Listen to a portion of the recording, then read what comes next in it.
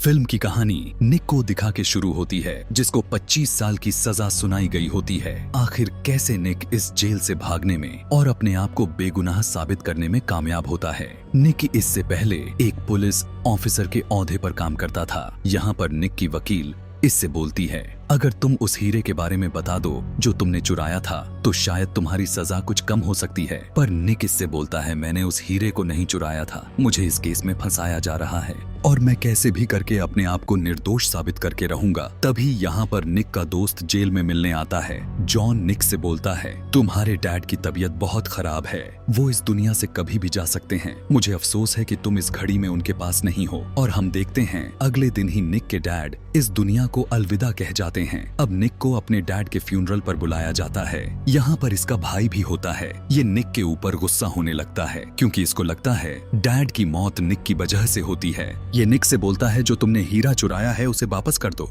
इसकी वजह से हमारे घर का नाम खराब हुआ है। इसी बीच इन दोनों में हाथापाई होना शुरू हो जाती है। जब पुलिस वाले इनको बचाने आते हैं तो निक बड़ी चालाकी से एक पुलिस वाले की गन छीन लेता है। इन लोगों के मना करने पर भी निक यहाँ से भागने लगता है। बहुत ही मुश्किल से निक इन लोगों के हाथों से भागने में कामयाब हो जाता है। सीन कट होता है और हमें निक को दिखाया जाता है जो होटल में रहने के लिए एक रूम बुक करता है। ये रूम बहुत ही ऊपर होता है जहाँ से हाईवे दिखाई दे रहा होता है।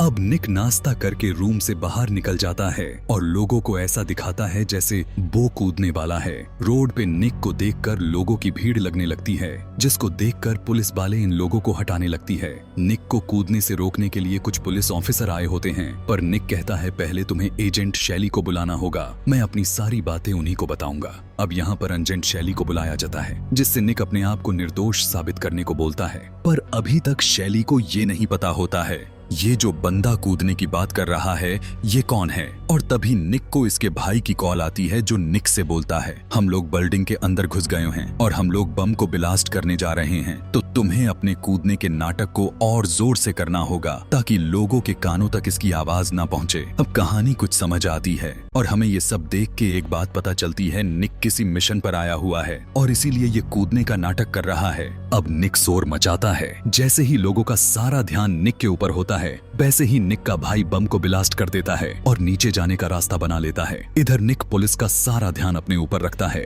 और निक का भाई इस बिल्डिंग के अंदर घुस जाता है। निक पहले से ही इस बिल्डिंग के अंदर के सारे सिक्योरिटी सिस्टम को पहले से ही जानता होता है, इसलिए ये अपने भाई को अंदर जाने का रास्ता बताते रहता है। इसके साथ में इस गर्लफ्रेंड भी होती है। अभी ये नहीं बताया जाता है आखिर ये लोग इसके अंदर चुराने क्या आए हैं। शैली को लगता है कहीं निक यहाँ से कूद कर अपनी जान न दे दे, इसलिए ये निक की सारी बातें मानती है और इसको अंदर आने के लिए बोलती है। पर शैली को क्या मालूम था निक किसी और मकसद के लिए यहाँ पर खड़ा होता है। न्यूज में ये खबर बहुत ज्यादा दिखाई जा रही होती है कि एक आदमी अपनी जान 30 माले से कूद कर देने वाला है और यहाँ पर जॉन को पता चल जाता है और ये निक को पकड़ने के लिए जाता है।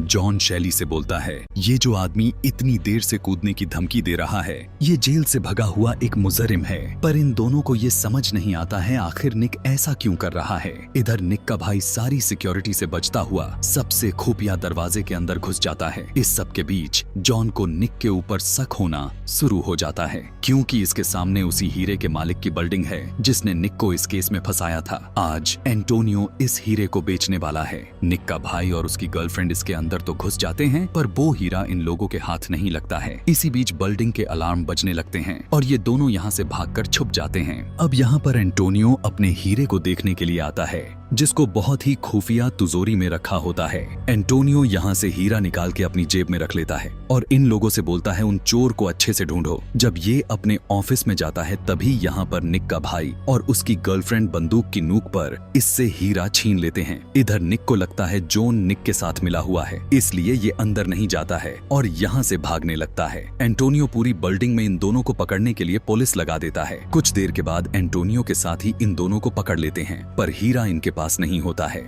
कुछ देर भागने के बाद निक को भी पकड़ लेते हैं। ये पुलिस वाला एंटोनियो के साथ मिला हुआ होता है। ये निक से बोलता है, अगर हीरा नहीं मिला तो मैं तुम्हारे भाई को नीचे फेंक दूंगा। अब निक होनी अपनी जेब में हाथ डालता है और एक हीरा निकाल के एंटोनियो को दे देता है। पुलिस वाला जैसे ही निक के भाई को फेंकने वाला ही होता है पर यहाँ पर जॉन आके बचा लेता है, पर बचाते टाइम जॉन को भी गोली पड़ जाती है। एंटोनियो यहाँ से भाग रहा होता है। अगर 10 सेकंड और एंटोनियो को नहीं पकड़ने गया तो निक कभी भी अपने आप को बेकसूर साबित नहीं कर पाएगा।